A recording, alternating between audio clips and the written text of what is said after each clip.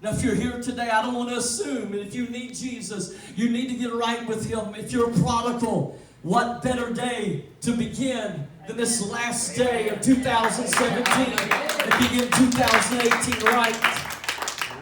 So I don't want to assume. But for the most part, we're saved. We're Christians.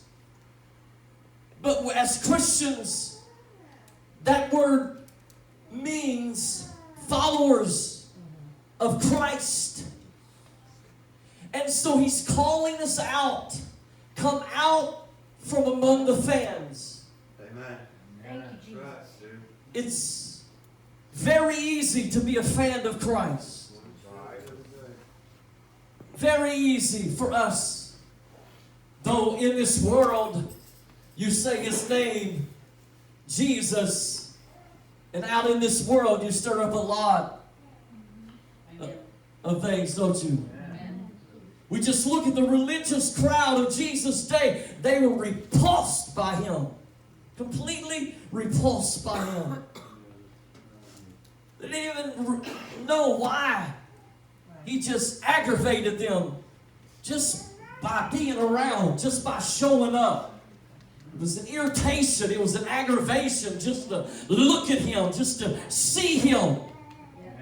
It was that very spirit of Antichrist already working through the spirit of religion in the earth. And it's still the same in 2017, about to flip over should Jesus tarry's coming in 2018. That's why you can get by with saying God, because that can mean many things. But you say Jesus, and many people become repulsed.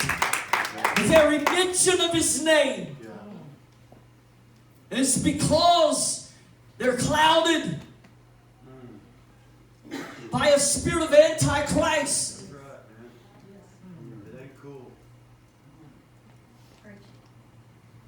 But we in this room, it's not hard for us to say His name, Jesus. It's not hard for us to say I'm a fan of Jesus, because I know He loves me. I know He cares for me. I know He saved me. I know He forgave me.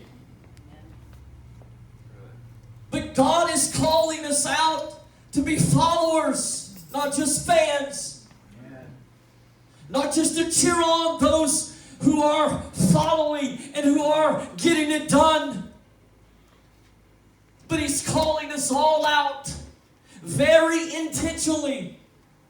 He planned it from the beginning, not only to provide us salvation, as I talked about earlier, being a generous giver, but from the very beginning, He planned it out for you and I to be a part of His work, of His kingdom, of His kingdom being built and furthered on planet Earth. We say it so often, but it is so true. We're looking forward to getting out of here, but we often forget we're coming back. Right. It's a new heaven, a new earth. Right. Though the earth will be renewed, Amen. Christ will reign. We're still coming back to rule and reign with Him. Right. So look at this. You know these verses. Jeremiah 29:11, the first part of verse 14. You're called out by an intentional God. He deliberately planned it out. For I know the thoughts that I think toward you, says the Lord. Thoughts of peace and not of evil. This week, that place in the book of John just kept rolling over in my mind when Jesus was getting close to being betrayed and taken by the guards, and eventually hanging on the cross, where Jesus was trying His best to prepare His disciples, and He said, my peace I will leave with you. Peace not of this world I give to you. And though you have tribulation in this world, this is what He said to them in the book of John, be of good cheer. Amen. In 2017-18 language, be full of joy. Amen. Be of good cheer. Smile.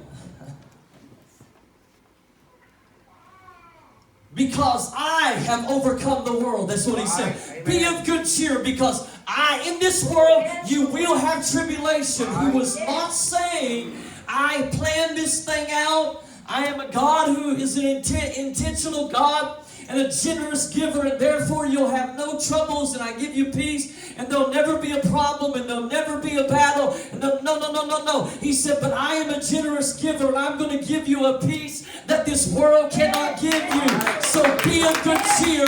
I have intentionally overcome the world. And when he rose again on the third day, taking the keys of death, hell, and the grave, he stomped on the devil's head. He overcame all the powers of this world, all the spirit of Antichrist. And therefore we can step out as we're being called out and say, here I am, Lord. Send me, take me, because I have a peace and a joy that this world cannot give me. I cannot say I do not have any troubles. I cannot say I do not have any tribulation. But in spite of it all, I have a peace that I don't fully understand. I have a peace that those in the world and those bound and are repulsed by Jesus cannot look me in the eye and understand why I have such a peace. But it is a generous gift from a generous God who is very intentional. And so he calls me out and he says, come here so I can heal you. Come here so I can make you whole. Come here so I can renew you. Come here so I can help you break through those walls of the devil. Come here so I can break the powers of religion off you. Come here so I can fill you again with my spirit. Come here so I can love on you. Come here so I can hug you up and hold you in here. Allow your ear to be pulled to my heart, and you can hear my heartbeat and understand just some degree of how much I care for you and love you and have your back. No, you think you have blind spots, but they may be blind spots to you, but to him they are bright spots, because he covers every blind spot of your life that you're unable to take care of. He says, come here, your blind spots are bright spots to me. I will take care of you. I've got your back. Hallelujah.